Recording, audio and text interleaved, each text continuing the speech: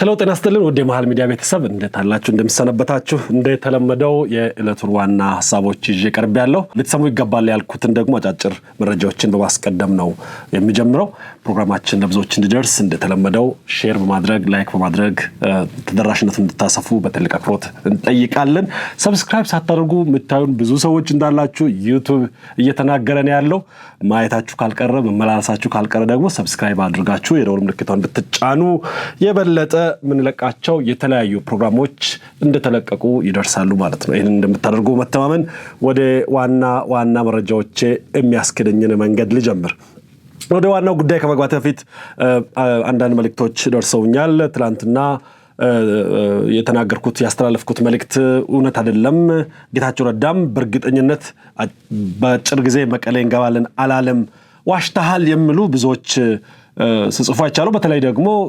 የደብረጽዮንና ቡድኑ ደጋፊዎች ናቸው በብዛት ያሉት ምናልባት እንደዚሁ ሌሎችም በኮሜንትም ብዙ ስለተጻፈ እንደዚህ አይነት ነገር ላይቭ ላይ የሚያለው ያየው ስለነበረ ቪዲዮን በማሳየት ልጀምር ትንሽ ሰከንድ ስለሆነች መቀሌን በእርግጠኝነት ባጭር ጊዜ እንገባለን ያለው ጌታቸው ረዳ ነው ይሄንን ከራሱ ድምጽ እንድትሰሙ ቪዲዮን ላሳያችሁ መቀለ መስ አተና ከናቲና አብዝ ሐጸረ ጊዜና አጥይና ምንም ዘጠራጥር ነገር የለኝና መቀለ መስ አተና ከናቲና አብዝ ሐጸረ ጊዜና አጥይና ምንም ዘጠራጥር ነገር የለኝና እንደተናገረው እንደሰማችሁት በእርግጠኝነት ባጭር ጊዜ መቀሌ እንገባለን ብለዋል ባይዘው ይሄን ብቻ አይደለም ያለው ብዙ ነገር ነው የተናገረው አንዱ ምናልባት ብታዳምጡ ይሻላል በየ ማስበው ስለ ሻቢያም በተናገረው ነው ሻቢያ ፈጽሞ ወንድ ሆኖ ወኔ አግኝቶ ደፋር ሆኖ የኢትዮጵያን መንግስት ሊወጋ የሚያስችል አቅም ፍጹም የለውም ብለዋል እንደው ከነካካቸው አይቀር እችንም እንድትሰሙ ልጋብዝ ሻዕቢያ ደፊሩ መስፌደራ ዝገጥሞሉ አቅም ይወሉ ድሌቱን ይወሉ ይሄ እንግዲህ ለኛ ራሱ ትርጉም ራሱ ለኔ ራሱ ይገባል እንዴት ነው ያለው ሻዕቢያ ደፊሩ መስፌደራ ዝገጥሞሉ አቅም ይወሉ ድሌቱን ይወሉ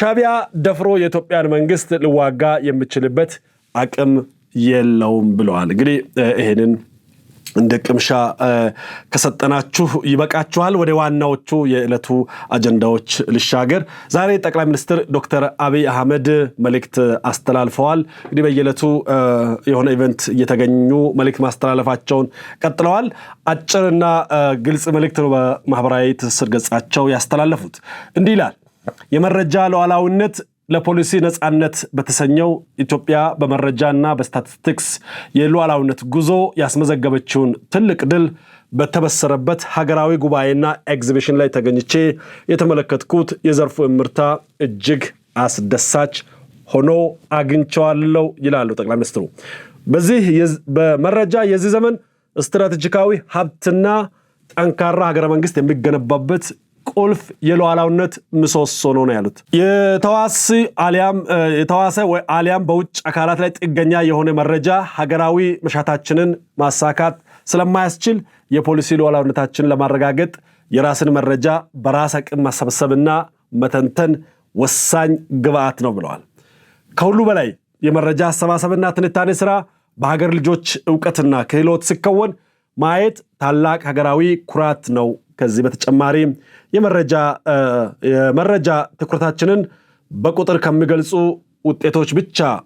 ውጤቶች ላይ ብቻ ሳይሆን ሰው ተኮር በሆኑ በዜጎች ህይወት የሚታይ ተጨባጭ ለውጦችም ላይ መሆን አለበት ብለዋል ምናልባት ጠቅላይ ሚኒስትሩ አንዱ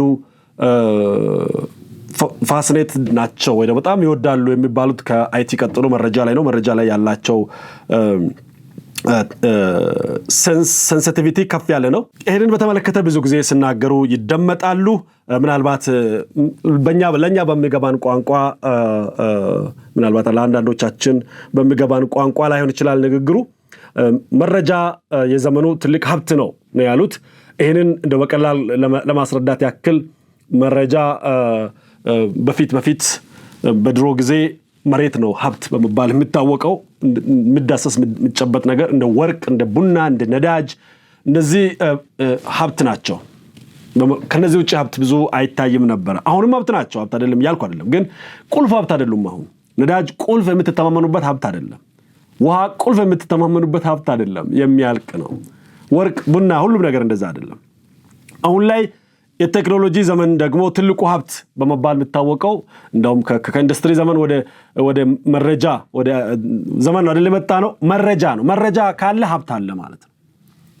ለምሳሌ አንድ ምሳሌ ልጥቀስላችሁ። አንድ ባለሱቅ ሸምሱ ሱቅ ቢከፍት 4 ኪሎ አካባቢ እና በሚቀጥለው ወር ውስጥ ከፍተኛ የሆነ ፕሮግራም ቢኖር እሱ አካባቢ ከፍተኛ የሆነ ባንዲራ ፍላጎት ያለው ፕሮግራም መኖሩን ቢሰማ በዛ ወር ውስጥ ከፍተኛ ቁጥር ያለ ባንዲራ ገዝቶ ቢሸጥ በጣም ትርፋማ ይሆናል አይደለ? አጠገቡ ያለው ሌላ ተኮላ የሚባል ባለሱቅ ይሄ መረጃ ባይኖረው ያኛው ሚሊዮኔር ሲሆን ይሄኛው ምንም አይሆንም ማለት ነው። ሀብታምና በሸምሱና በተኮላ መካከል የሀብት ልዩነት የፈጠረው ምንድነው ማለት ነው? ቤተሰብ መረጃ ማለት ነው። መረጃ ሀብት ነው። በየትኛው ወር ምን እንደሚኖር ማወቅ፣ ምን እንደሚሸጥ ማወቅ፣ ብዙ መረጃ በአይነት ትርፋማ ያደርጋል ማለት ነው። ሀገር ጋር ሲመጣም እንደዛ ነው። አንድ ሀገር የህዝቧን ብዛት ማወቅ ሀብት ነው። በአካባቢ ያለውን የውሃ መጠን ማወቅ ሀብት ነው። የመሬት መጠን ማወቅ ሀብት ነው። መረጃ ነው። እነዚህ ሁሉ የህዝቡን የዕለት ተዕለት ኑሮ ማወቅ፣ ፍላጎት ማወቅ፣ በመረጃ ማወቅ በጣም ትልቅ ሀብት ነው። ለማቀድ ፖሊሲ ለማውጣት ለመሸጥም ያገለግላል። ጠቅላይ ሚኒስትሩ ሌላም ጉዳይ አንስተዋል። በሁለተኛነት መረጃ ከዛ በፊት ሉዓላዊነትን እኛ የምናስተውለው በድንበር ነው። አሁን ግን መረጃም ሉዓላዊ መሆን አለበት። መረጃ ሀብት ብቻ ሳይሆን የሉዓላዊነትም መገለጫ ነው ያሉት። የተውሶ አሊያም በውጭ አካላት ላይ ጥገኛ የሆነ መረጃ ሀገራዊ ማሻታችንን ማሳካት አይችልም ስሉ እንደው ምሳሌን ለመጥቀስ ያክል የመረጃ ሉዓላዊነት በደጋግሞ ነው የሚያወሩት። ይሄን መረጃ ሉዓላዊነትን ለምሳሌ የራስዎን የቤት በጀት ለማውጣትና ችግሮትን ለመፍታት የጎረቤቱን ምክርና ስሌት ብቻ ቢሰሙ ሊሳሳቱ ይችላሉ። ምክንያቱም ጎረቤቶ የእርሶን ትክክለኛ ገቢ፣ የልጆቹን ፍላጎት፣ የቤቶን ችግር ከርሶ የተሻለ ሊያውቅ አይችልም። ሀገርም እንዲሁ ነው። የውጭ ሀገራት ተቋማት ለምሳሌ የውጭ ረዳት ድርጅቶች በሚሰጡን መረጃ ላይ ብቻ ተመስርቶ ፖሊሲ ማውጣት፣ እቅድ ማውጣት የራሷ ህዝቦች ችግር አይፈታም። የኢትዮጵያውያን ገበሬ ችግር ኢትዮጵያ መንግስት ነው ሊያውቅ የሚገባው። ከአሜሪካን የመረጃ ምንጭ ስለ ኢትዮጵያውያን ዳታ ከምንሰበስብ እኛው መረጃ ብንሰበስብ ስለ ኢትዮጵያ ገበሬ ምን አይነት ማዳበሪያ መጠቀም እንዳለበት፣ ምን ያክል መጠቀም እንዳለበት፣ መቼ መጠቀም እንዳለበት እና ወዘተረፈ መረጃዎችን እናገኛለን። ሌላኛው ሳቦታጅ አይኖርንም ማለት ነው። የራሳችን መረጃ እኛው ራሳችን ከሰበሰብን ማንም የውጭ አካል ጣልቃ ሳይገባ የራሳችንን መንገድ የመምረጥ የፖሊሲ ነፃነት ይኖረናል። መረጃን የሚሰጥህ ሰው አቅጣጫን ነው የሰጠህ ማለት ነው። የተሳሳተ መረጃ ሲሰጥህ የተሳሳተ ሳተላይት ስናመጥቅ አንዱ እሱ ነው የመረጃ ወደዛ ማደጋችን ነው። በኢንፎርሜሽን ቴክኖሎጂ ስንበለጽግ ሉዓላዊነታችንን እየጠበቅን ያለው እንደዚህ ብሎ ቀላል ነገር አንዳንዴ ምን ሾው ለማድረግ ብቻ ተደርጎ መወሰድ የለበትም። ሉዓላዊነታችን አንዱ መረጋገጥ ያለበት እሱ ነው። እሳቸው ሌላው ያነሱት በሀገር አቅም ሲሰራ ደግሞ የበለጠ ነው። አንዳንድ ሀገራት አቅሙ አላቸው፣ ግን የውጭ ሰራተኛ ነው የሚሰራው፣ የውጭ ባለሙያ ነው የሚሰራው። መረጃን የመሰብሰብ ስራ፣ መረጃን የማከማቸት፣ መረጃን የመተንተን ስራ በውጭ ኩባንያዎች ነው የሚሰሩት ብዙ ሀገራት ላይ። ይሄ በራስ ልጆች ሲሰራ፣ በራሳችን ወጣቶችና በራሳችን ምሁራን ሲሰሩ፣ በራሳችን ቴክኖሎጂ ሲሰራ ነፃነት ነው። እሱ እንደ በፊቱ ድንበር ብቻ ተከላክለ ነፃነት አለኝ አትልም። በተጨማሪ የሀገር ምስጢር፣ የሀገር ኢኮኖሚ አቅም፣ የህዝባችን መረጃ ደህንነቱ በተጠበቀ ሁኔታ በገዛ ልጆቿ እጅ መኖሩ ትልቅ የሀገራዊ ኩራት ብቻ ሳይሆን የሀገራዊ ደህንነት ዋስትና ነው። ዛሬ መረጃ ድል ነው። ሀገር ምን እያስገባች እንደሆነ ማወቅ ድል ነው ለጠላት። የምስል ሊሆን ይችላል፣ የድምጽ ሊሆን ይችላል፣ ማንኛውም አይነት መረጃ። ስለዚህ መረጃህን ካልጠበቅ ካልተከላከልክ ድንበርን ብቻ በመከላከል ያ ነገር ሊሆን አይችልም ነው። በሀገር ልጅ ሲሰራ እንደው ያሉትም ይሄን ለማሳየት ነው። እንግዲህ መረጃን በአራተኛነት ነው በመጨረሻነት ያነሱት። መረጃን ከቁጥር ያለፈ ሰውን ማዕከል ያደረገ መረጃ ጠቃሚ እንደሆነ ነው በመጨረሻም ጠቅላይ ሚኒስትሩ ያነሱት። የመረጃ ትኩረታችን በቁጥር በሚገለጹ ውጤቶች ብቻ ላይ ሳይሆን በዜጎች ህይወት ላይም በሚታዩ ተጨባጭ ለውጦች ላይ መሆን አለበት ብለዋል ጠቅላይ ሚኒስትሩ። መረጃዎች ዝም ብለው ደረቅ የሂሳብ ቁጥሮች ብቻ መሆን የለባቸውም ነው ያሉት። መንግስት በዚህ ዓመት 100 ጤና ጣቢያዎችን ገነባን ብሎ መረጃ ማቅረብ በቁጥር ስታይ ጥሩ ነው። ነገር ግን ሰው ተኮር መረጃ ሲሆን ደግሞ ከቁጥር ባሻገር እንዲህ ተብሎ ይጠየቃል። እነዚህ ጤና ጣቢያዎች በመገንባታቸው ስንት እናቶች ከሞት ዳኑ የሚል ስንጠይቅ ነው መረጃው ሰው ተኮር የሚሆነው። 1000 ትምህርት ቤት ተገነባ ከምንል በዛ ትምህርት ቤት ስንት ተማሪ ተጠቃሚ ሆነ፣ ስንት ስራ ዕድል ፈጠረ ስንል፣ ጤና ኬላ ተገነባ ከምን በዛ ጤና ኬላ መገንባት ምክንያት ለሞት ይዳረጉ የነበሩ ዜጎቻችን ስንት ዳኑ፣ ስንት ህፃናት ጤናማ ሆኑ፣ የህዝቡስ ዕድሜ እንዴት ጨመረ። እነዚህና መሰል ነገሮችን እንግዲህ ስናይ ቁጥር ብቻ አይደለም መረጃ ማለት ነው፣ ሰው ተኮር ነው ማለት ነው። እንግዲህ ሲጠቃለል የጠቅላይ ሚኒስትሩ መልእክት የሚያስተላልፈው ዋና ሐሳብ የራሳችንን እውነታ በራሳችን እንወቅ፣ በውጭ ሰዎች መነጽር ራሳችንን ማየታችንን እናቁም፣ መረጃ እንደ ትልቅ ሀብት በመጠቀም የህዝባችንን ህይወት በተግባር እናሻሽል የሚል ጊዜው የሚጠይቀው ከዘመናዊ መንግስት የሚጠበቅ ዘመናዊ ስትራቴጂና ዘመናዊ አቅጣጫ ነው። ይህንን አንዳንዶቻችን በደንብ ብናስተውል ጥሩ ነው በሚለው ነገር ከዘመኑ ጋር ያልዘመኑ እንደ ህወሓትና ተከታዮች ያሉት እንደ ግደፍ ያሉት ለነሱ ፖለቲካ ማለት ለነሱ እድገት ማለት መሪ እየሰራ ነው የሚባለው ያው የድሮ ስራ ነው። ዘመኑ በሚጠይቀው ልክ ተዘጋጅቶ መጠበቅ ተገቢ ነው ብዬ አምናለሁ። ይሄን ማድረግን እንደ ዋና ግብ ይዘን መቀጠል ያስፈልጋል። ሌላኛው ዛሬ የውጭ ጉዳይ ሚኒስትር አንድ መግለጫ ይፋ አድርጓል። መረጃው እንግዲህ መረጃውን ከሰማን በኋላ ነው ይሄን ከወዳጅ ምንጮቻችን መረጃ ከሰማን በኋላ ይሄ መረጃ ዛሬ በአደባባይ ይፋ ሆኗል። በአደባባይ ይፋ የሆነው መረጃ የሚያሳየው የውጭ ጉዳይ ሚኒስትር ጌዲዮን የሳውዲ አረቢያውን የውጭ ጉዳይ ምክትል ሚኒስትር ተቀብለው አነጋገሩ በማለት ነው በፈረንጅኛ ቋንቋ ይፋ የተደረገው በኦፊሻል ገጻቸው። እንግዲህ እኚህ የውጭ ጉዳይ ሚኒስትር የምክትል የሳውዲ አረቢያ ሲመላለሱ እንግዲህ ስንተኛ ነው? በወር ነው እየመጡ ያሉት። የውጭ ጉዳይ ሚኒስትር ጌዲዮን ጢሞቴዎስ ዛሬ የሳውዲ አረቢያን ምክትል የውጭ ጉዳይ ሚኒስትር ኢንጂነር ዋሊድ አልካሬጅንን ነው ተቀብለው የተነጋገሩ የሚለው። ምን ተነጋገሩ እኔ አቀርብላችኋለሁ። ከዛ ፊት ግን በይፋ የተገለጸውን ነገር ላቅርብ።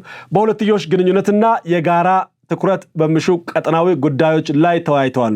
የሁለትዮሽ ግንኙነት የሚለውን ለጊዜው እናድርግ፣ ሁሌም ስለሚደረግ ይሄ በቀጠናዊ ጉዳዮች ላይ የጋራ ትኩረት የሚሹ አንገብጋቢ ነገር ምንድነው ብላችሁ ጠይቁ። እሱ ነገር ላይ አንደማጋራችሁ ነገር ይኖራል።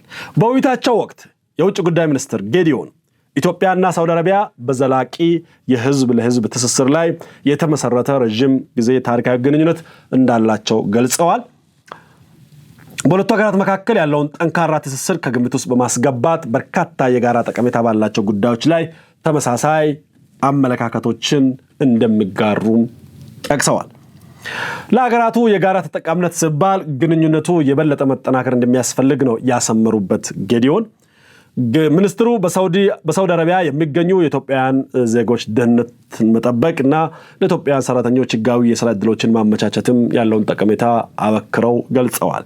የሳውዲ አረቢያው የውጭ ጉዳይ ምክትል ሚኒስትር ኢንጂነር ዋሊድ አልካሬጂ በበኩላቸው ሳውዲ አረቢያ ከኢትዮጵያና ከህዝቦቿ ጋር ያላትን የረጅም ጊዜ ታሪካዊ ግንኙነት ከፍ አድርጋ እንደምትመለከተው በድጋሚ አረጋግጠዋል።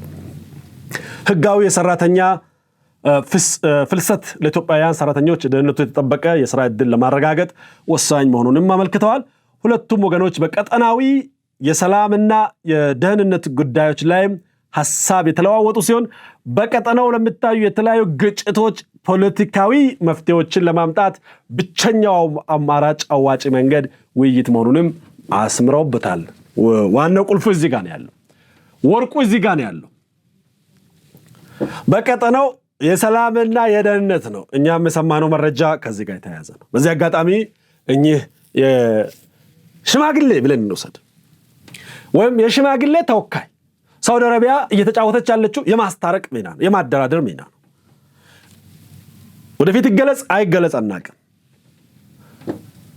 እኚህ የሳውዲ አረቢያ የውጭ ጉዳይ ሚኒስትር ምክትል ሹም ወደ ኢትዮጵያ ከመምጣታቸው በፊት ካይሮ ነበሩ። የከሰረች ካይሮ ይላሉ ነው ብዙ ጊዜ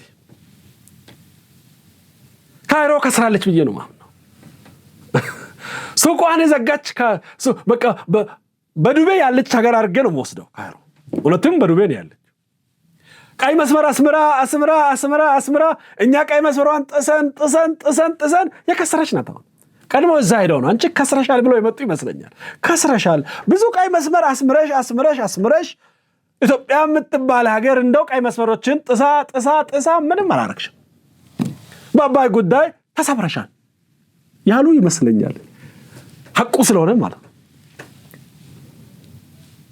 አሁን ደግሞ በዛኛው መንገድ ልትሰበሪ ነው ተብሎ የተመከረ ይመስላል ግን ለማንኛውም ወደዛ ሄደዋል ከዛ በኋላ ወደ ኢትዮጵያችን መጥተው ይሄን አውርተዋል አሁን የት ነው ካላችሁ የሄዱት ያቀኑት አስመራ ነው የተገለለች ሀገር ከተማ አላታለው ነው ሳውዲ አረቢያና ግብጽ ባይኖሩላት ኖሮ ማን ይደርስላት ነበር በራሳቸው ላይ በራቸውን የዘጉ ህዝቦች እላሉ የአስመራ ኤርትራውያንን ለምን መንግስታቸውን እስካልገለበጡ ድረስ ያው ተዘግቶባቸው ነው ያለው በፈቃደኝነት ነው ባይዘ ኤርትራ በራሷ ላይ የቆለፈች ሀገር አርገ ወስዳል ቁልፉ እኛ ጋር ነው ያለው ባይዘ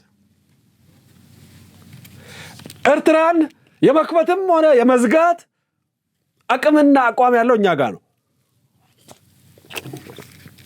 ደግነቱ መቆለፍን የለመደ መንግስትና የሚወድ መንግስት ስላለ ነው እንግዲህ መረጃ ዛሬ ወጣው መረጃ በአፍሪካ ቀንድና በቀይ ባህር ቀጠና እየተካሄደ ያለውን የጥልቅ የጂኦፖለቲካ አስተላለፍ በግልጽ የሚያሳይ ነው የሳውዲ አረቢያው የውጭ ጉዳይ ምክትል ሚኒስትር ግብጽን ኢትዮጵያና ኤርትራን ማካለላቸውና ዋና ዓላማቸው እነዚህን ሶስት ሀገራት ማደራደር መሆኑ በቀጠናው ትልቅ ዲፕሎማሲ ክንውን ነው የሚሉ አሉ ኢትዮጵያ ይህንን የድርድር ጥያቄ ለመቀበል በዝግጅት ላይ መሆኗንም ሰሞኑን ያወጣን የነበረው የፖለቲካ ስሌትም እጅግ እየተቀያየረ ነው አጓጊም ሆኗል አይደል ግብጽ ከዚህ ቀጠና ያለው ነገር በጣም አጓጊ ሆኗል እንግዲህ የቀይ ባህር ጂኦፖለቲካን በመለከት ሳውዲ አረቢያ ራሷ ፍላጎት አላት ራሷ ከዚህ ውጭ አይደለችም አስተራቂ ለመሆን ትሞክር እንጂ ራሷ ፍላጎት ያላት ናት ሳውዲ አረቢያ በዚህ ደረጃ ሽምክልና ሚና ይዛ ብቅ ማለቷ ድንገተኛ አይደለም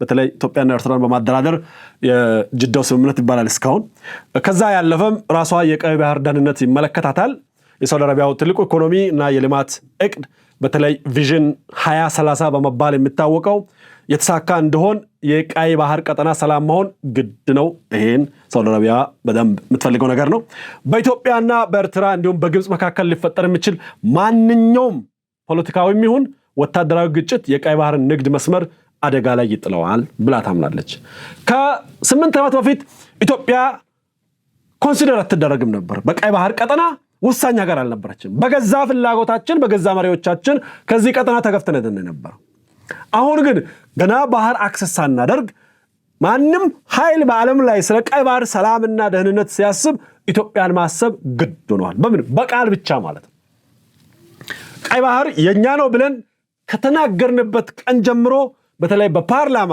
ከታወጀበት ጊዜ ጀምሮ ሳውዲ አረቢያን ብትሆን ስለ ባህር ደህንነት ስለ ቀይ ባህር ደህንነት ስታወጣ ኤርትራና ግብጽ አይደለም የምትለው ኢትዮጵያ ትልቅ ብላ አይደለም ቤተሰብ በኢትዮጵያም በኤርትራ በግብጽ መካከል ለሚፈጠር ማንኛውም ፖለቲካዊ ወታደራዊ ግጭት መፍትሄ መስጠት ተፈላጊ የሚሆነው የቀይ ባህር መስመር አደጋ ሊጥል ይችላል ከዚህ በኋላ ኢትዮጵያን አለማካተት ቀይ ባህርን አደጋ ላይ ይመጣል ይሄንን የሚፈልግ ማንም የለም ከዚህ አንፃር ራሷ ሳውዲ አረቢያ ኢንትረስት አላት ማለት ነው ሌላኛው እንግዲህ ራሷ ቀጠናው ላይ ደግሞ የበላይ መሆን ትፈልጋለች በሳውዲ አረቢያና በዩናይትድ አረብ ኤሚሬት መካከል ያለው ፍትጋም ይሄ ነው ከአካባቢያቸው ራቅ ብለው ይሄን የበላይነትን የቀጠናው የበላይ መሆን የአካባቢው ሪጂናል የበላይ መሆን ፍላጎት ያለ በመሆኑ እንግዲህ ይሄን ካሰባችሁ ሳውዲ አረቢያ ኢንትረስት አላት ማለት ነው ሳውዲ አረቢያ አሜሪካን ጨምሮ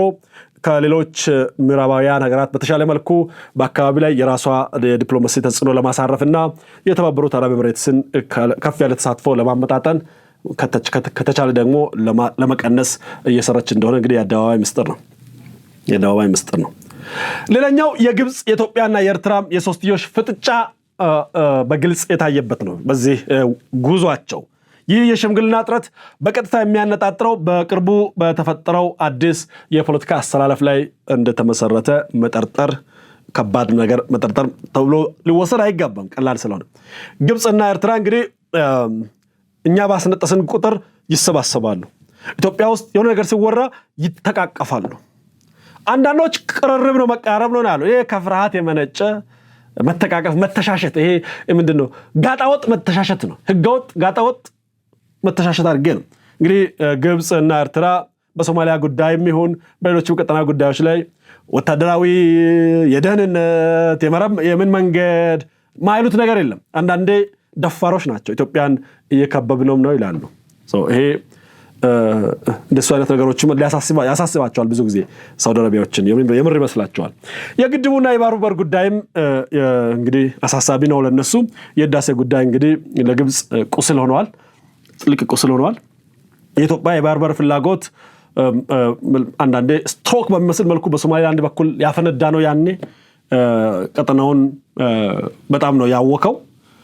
በዚህ ምክንያት ነው እንግዲህ ግብፅም ዳር እንድትል ያደረግነው። ኤርትራም እንግዲህ ከፕሪቶሪያ ስምምነት በኋላ ከኢትዮጵያ ተፋትቼ ከግብፅ ጋር ካልተጋባው ስትል የነበረችው እነዚህ ነገሮች በሙሉ ሲደማመሩ ቀጠናውን አደጋ ውስጥ ይከታል የሚል ስጋት አላት። በዚህ ምክንያት ነው አንዱ ምክንያት ተብሎ የሚወሰደው።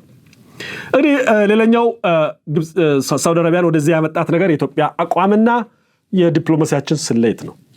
ኢትዮጵያ የሳውዲን ጥያቄ ለመቀበል እየሰራች መሆኑን እንግዲህ ከፍተኛ የሆነው ዲፕሎማሲ ብስለት የሚያሳይ ነው። ተስማምቶ ነው የወዱት። ጸረ ኢትዮጵያ ጥምረትን የሚያከሽፍ ነው። ኢትዮጵያ ወደ ድርድር ጠረጴዛ መምጣቷ ግብፅና ኤርትራ እንግዲህ የሚፈጥሩት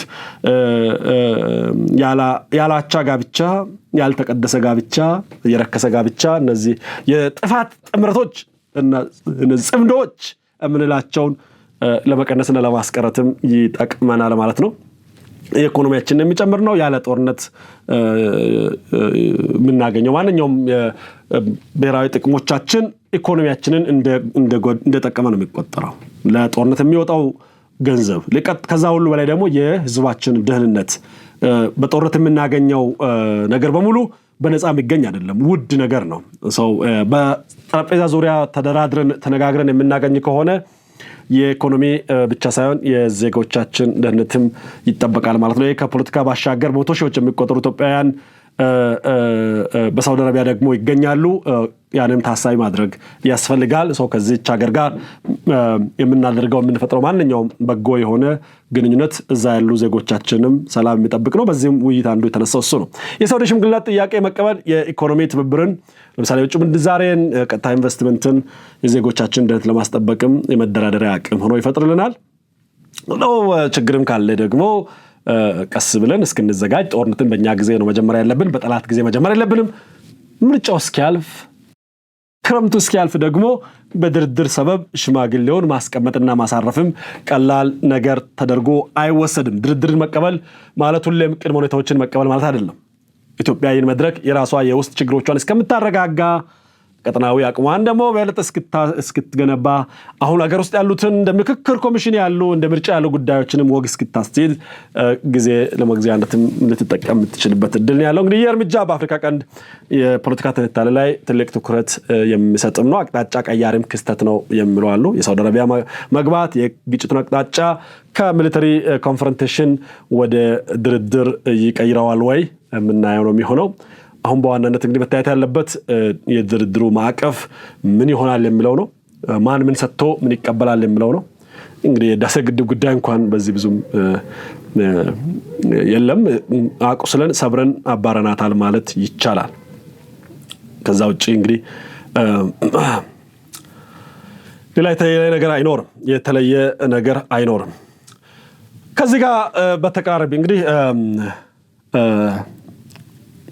አንዳንዶች የራሱ የግደፍ ሰዎችም የኛም ባንዳዎችም ኤርትራና ኢትዮጵያ ሊደራደሩ ነው የሚለውን ውሸት ነው፣ ፈርተው ነው ይላሉ። እናንተ የፖለቲካ ደናቁርቶች መቼ እንደምትነቁ አናውቅም። ምን ዋሽተን እንደቀረ አናውቅም። ሲጨባበጡ ምን እንደምትሉ አናውቅም። እኔ ወደው ፈልገው ነው ብዬ አላምንም። ሁኔታው ግዴታ ስለሆነ የሚደረግ ይመስለኛል። ተወዳለህ ወይ እንደዛ ቢጫወቱ? አዎ። ኢሳያስን ስለምወደው ኖ ለዜጎቻችን የምንፈልገውን ነገር በጠረጴዛ ዙሪያ ማግኘትን የመሰለ ቀላል ነገር ስለሌለ በጅግጅጋም አንድ ልዩ መድረክ ተካሂዷል። ባይዘወይ በጅግጅጋ የልቃን መድረክ ተካሂዷል። ይሄን የምስራቅ አፍሪካ ባይነ መንግስታት የኢጋድ ዋና ጸሐፊ ዶክተር ናቸው የጻፉት። በሳቸው ወርቅነህ ማን ናቸው? ዶክተር ወርቅነህ ናቸው፣ የቀድሞ የውጭ ጉዳይ ሚኒስትር።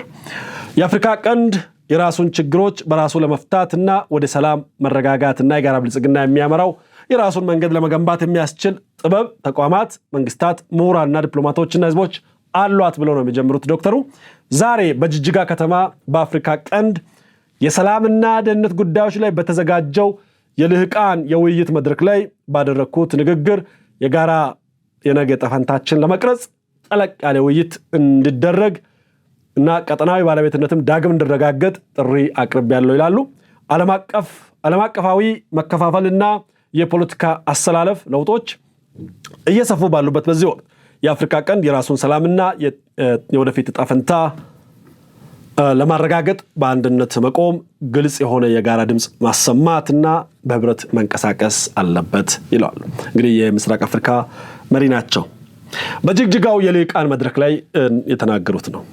እንግዲህ የጅግጅጋው የልሂቃን መድረክ ከምስራቅ አፍሪካ የመጡ በአፍሪካ በአይነ መንግስታት የሚመራ መድረክ ይባላል። ዘመናዊ መድረክ ይባላል። ህጋዊ መድረክ ይባላል። የሀገራት መድረክ ይባላል። የምሁራን መድረክ ይባላል። የልሂቃን መድረክ ይባላል። ዓለም የሚያየው ዜና የሚዘገብለት ይባላል።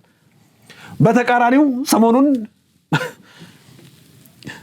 የእነ አንዳርጋቸውን ስብስብ ከዚህ ጋር ለማነጻጸር መጣልኝ።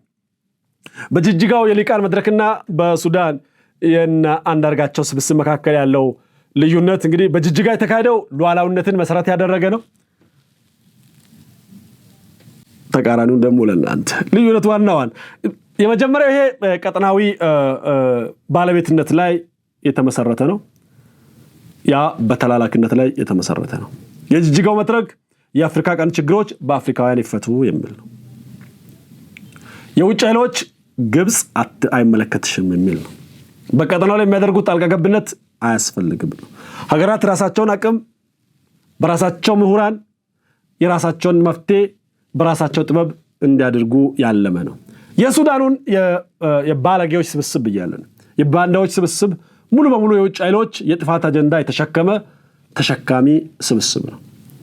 የኢትዮጵያን ታሪካዊ ጠላቶች ፍላጎት ለማስፈጸም የቀረበ ርካሽ መሳሪያ ነው። የጅግጅጋው መድረክ መንግስታትን፣ ዲፕሎማቶችን፣ የፖለቲካ ልሂቃንን ያሳተፈ ነው። በመዋቅርና በተቋም ግንባታ ላይ ተመሰረተ ነው። ሀገረ መንግስትን በማጠናከርና ሰላምን በማስፈን ያተኮረ ነው። የሱዳኑ ርካሽ ስብስብ ከህጋዊነትና ከሰለጠነ የፖለቲካ ማዕቀፍ ያፈነገጠ ነው። ጽንፈኝነትን የሚያራምድ ነው። ከጠላት ጋር በማበር የራስ ነገር ለማፍረስ ካልተቻለ ለማዳከም እንቅስቃሴ የሚደረግበት የዘመኑ ነውረኛ ክስተት ነው። የጅግጅጋው መድረክ በአሁኑ ወቅት በዓለም ላይ እየታየ ያለውን መከፋፈል በመገንዘብ የአፍሪካ ቀንድ ሀገራት አደጋውን ለመመከት በጋራ እንዲቆሙ የሚጠይቅ ራዕይ እያነገበ ነው። የሱዳኑ የርካሾች ስብስብ ራዕዩ ምንም ያልሆነ የጠበበ በጥላቻ የተመሰረተ ጊዜያዊ የፖለቲካም ይሁን የገንዘብ ትርፍ ለማግኘት ብቻ ታስቦ የሀገርና የህዝቦችን ሉዓላዊነት አደጋ ላይ የሚጥል የረጅም ጊዜ ደህንነትን አደጋ ላይ የሚጥል የጋራ ብልጽግናን ሳይሆን የጋራ ጥፋትን የፖለቲካ ማጠንጠኛ ያደረገ የአጥፊዎች የተላላኪዎችና የባንዳዎች ስብስብ ነው። እንግዲህ የጅግጅጋው መድረክንና የሱዳኑን መድረክ ለማነጻጸር ያደረኩት ሙከራ ይሄን ነው መስለው። እንዴት እንዳያችሁ አላውቅም። እኔ ይሄን የጅግጅጋውን ስሰማ ወዲያው ትዝ ያለኝ ይሄ ነው። ምናልባት ወደ መጨረሻው አካባቢ በመቀሌ ከተማ የመሬት አጠቃቀምና አስተዳደር ጽሕፈት ቤት ለማህበራት የገበያ ማዕከል ግንባታና የመሬት ሊዝን ጨምሮ ጨረታ እያወጣ ይገኛል። ማስታወቂያዎችን እየለጠፈ ነው ያለው። ከተለያዩ ወገኖች ጠንካራ ትችትና ተቃውሞ እየተሰማ ቢገኝም እስካሁን ያቆመ ነገር የለም። ይህ በአስቸኳይ ተዘጋጅቶ የወጣው የመሬት ጥሪ የከተማዋን ሕዝብ ህገወጥ በሆነ መንገድ ለመዝረፍ ለመቀማት ያለመ የመሬት ወረራ ነው ማለት ይቻላል። ጨረታው በአፋጣኝ እንዲቆም ተቃዋሚዎች ጥሪ እያቀረቡ ነው ያሉት። እንግዲህ በትግራይ በኩል ለረጅም ጊዜ ችግሮችን እየያዘ የቀጠለ ኃይል አለ። ይሄ ጽንፈኛ ቡድን መሬትን እየዘረፈ ነው። ያን መሬት ወርቅ ብቻ ለሚዘርፈው የዘረፈውን ደግሞ ይዞ ነው ለመሄድ የተዘጋጀ ያለው። ቀኑም የተቆጠረ ዘመኑም ያበቃለት ቡድን በፍጥነት ሀይ ካልተባለ መሬት ብቻ ሳይሆን የህዝቡንም ህይወት ቁማር አስይዞ ሽጦ ለመሸሽ የሚዘጋጅ ቡድን ነው። እንግዲህ ጌታቸው ስልጣን ለመረከብ ያዘጋጁትና ትላንትና በይፋ የተመሰረተው የለውጥ ጥምረት በቅርቡ ይሄንን የሙት ስብስብ ይሄን የጥፋት ስብስብ ይሄን የልቅትና የክፋት ስብስብ ከህዝባችን ላይ በማንሳትና በማስወገድ የትግራይ ክልልን ሙሉ በሙሉ ወደ ህጋዊነት ስርዓት የመመለስ ስራ ይሰራል ተብሎ ይጠበቃል። ይሄን እንዲሆን ደግሞ ሁላችንም ማድረግ የሚገባንን ሚና ማድረግ አለብን። መጫወት የሚገባን ሚና መጫወት አለብን። ህዝባችን በአጭር ጊዜ ከዚህ ኃይል ይላቀቃል ተብሎ ይታሰባል። በውስጥም በውጭም ያላችሁ የትግራይ ተወላጆችም በዚህ ሰዓት ላይ አንድ በመሆን ለህዝባችሁ ያላችሁን ቀናነት እንድታሳዩ ጥሪ አስተላልፈዋል። እኔም ይህን ጥሪ ሰከንድ አደርጋለሁ። መውደድ፣ ማንነትን ማክበር፣ ከጥፋት መታደግን ቅድሚያ ካልሰጠ ትርጉም አለው ብዬ አላምንም። የፖለቲካ ልዩነት ያለ ነው የነበረ ነው የምኖር። ነገር ግን ይሄ ለዛውም ለወደቁ ለከሰሩ ቅድም እንዳልኳቸው ለከሸፉ ለነግብጾች የሚደረግ መላላክ ለተላላኪ ለኢሳያስ የሚደረግ ኢሳያስ በዘመኑ ምን መልካም ሰርቶ ነገር አያውቅም። ኢሳያስ ከመጣ ሁሉ ጋር እንደ ልብስ የመጣ ሁሉ እየለበሰው የጥፋት ስራ የሚሰራበት ተቋም እንጂ ግለሰብ እንጂ የመፍትሄ አካል አይደለም። ኢሳያስ ከወያኔ ጋር ሰርቷል፣ ከወያኔ ጋር ተጣልቷል፣ ከወያኔ ጋር ሞቷል፣ ወያኔን ገሏል። ከዛ በኋላ የደርጉን ትቼ ማለት ከለውጥ በኋላ ከመንግስት ጋር ሰርቷል፣ በመንግስት ውስጥ ነው ገሏል። አሁን ከነማ ጋር ነው የሚሰራው? ከመንግስት ሻቢያ ከማን ጋር ነው ያልቆመው? ኢትዮጵያን ሊያፈርስ ይችላል ብሎ ያሰበውን ነገር ሳያደርግ የትግራይ ህዝብ ይጎዳል ብሎ ያሰበውን ነገር ሳያደርግ የተገኘውን አጋጣሚ ሳይጠቀም ያለፈበትን የሚነግረኝ አንድ ሰው የለም። ለትግራይ ህዝብ መዳን ከኢሳያስ ይመጣል የሚል ካለ እሱ በደና ጊዜ የደነቆረ መሆን አለበት። ከኢሳያስ ጥፋት እንጂ መዳን አይመጣም። መራራ ዘር መራራ ፍሬ ነው የሚያፈራው። ጣፋጭ ዘር ጣፋጭ ፍሬ ነው የሚያፈራው። መራራ ምንጭ መራራ ውሃ ነው የሚሰጠው። ጣፋጭ ምንጭ ጣፋጭ ውሃ ነው የሚሰጠው። ከአንድ ምንጭ መራራም ጣፋጭም አይወጣም ቃሉ እንደሚል። ከኢሳያስ ሞት ከሆነ እስካሁን የመጣው ከዚህ በኋላ ሞት ነው የሚመጣው። ከኢሳያስ አስገድዶ መድፈር ከሆነ የመጣው ከዚህ በኋላም አስገድዶ መድፈር ነው ከኢሳያስ የሚገኘው። ከኢሳያስ ጉስቁልና፣ እልቂት፣ ድህነት፣ ድንቁርና ተገኝቶ እንደሆን አሁንም ቀጣዩ እሱ ነው።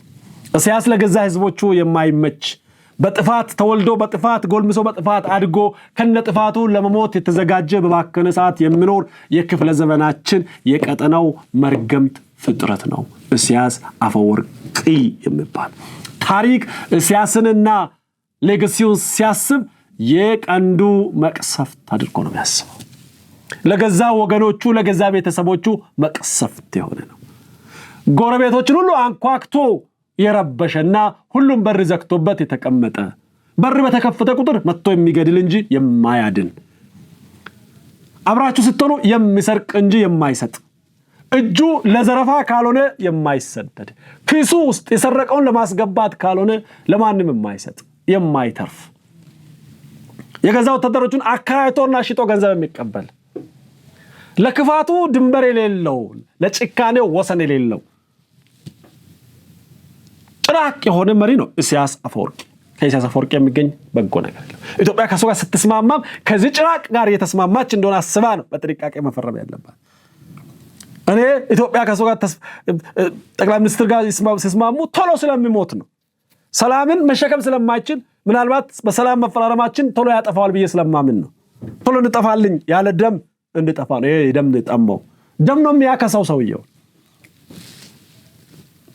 እኔ የኩላሊት የሚሸጡ አሉ ይባላል። ከነዛ ጋር ይደራደራል ይባላል። ብዙ ጊዜ በሊቢያ በረሃ ምድር ለራሱ ሁላ የሚገዛ ደም ገዝቶ መጠጣውላ ነው የሚመስለኝ። ሙሉ በሙሉ ሰው አይመስለኝም። ወይ ደግሞ ማንነቱን ለክፋት አሳልፎ የሰጠ ነው። ሰው ክፉ ሲሆን በምን ልክ ክፉ ሊሆን እንደሚችል ያሳየ ድንቅ የክፋት ምልክት አድርጌ ነው ማለት። ከዚህ ሰው ጋር በመሆን የሚገኝ ምንም አይነት በጎ ነገር፣ ምንም አይነት ሰላም፣ ምንም አይነት እድገትና ልማት መፍትሄ አይመጣም። ከሱ ጋር ፎቶ የምትነሱ፣ ከሱ ጋር የምትጨባበጡ፣ ከዚህ ስምናው ጋር ከዚህ ማንነቱ ጋር እየተጨባበጣችሁ እንደሆነ እንድታቆላለሁ። አይወሽ ጠቅላይ ሚኒስትር ሲጨባበጥ ባላይ ምኞቴ ነው። ለማንኛውም ለዛሬ ያለኝን ፕሮግራም በዚህ ጨርሳለሁ። ነገ በሌላ ፕሮግራም እስክንገናኝ ቸርን ሰንብት። መልካም ጊዜ